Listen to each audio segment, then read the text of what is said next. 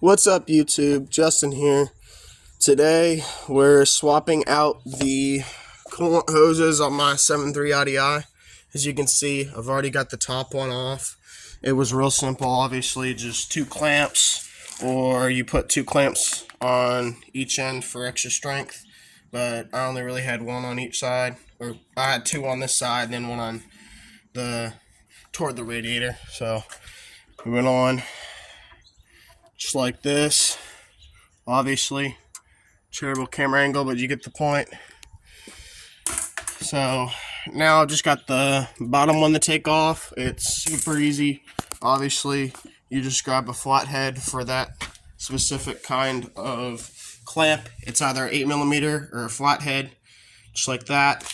So for the top ones, it was real easy to get a flathead in there, but because of the angle on this one, I'll show you here real quick. I had to get a 8mm up top on that one there, and then also in this one because it's a pain with this radiator support being right there.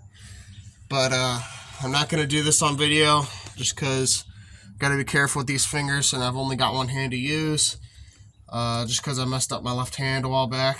So got to let that heal and try to be careful with this.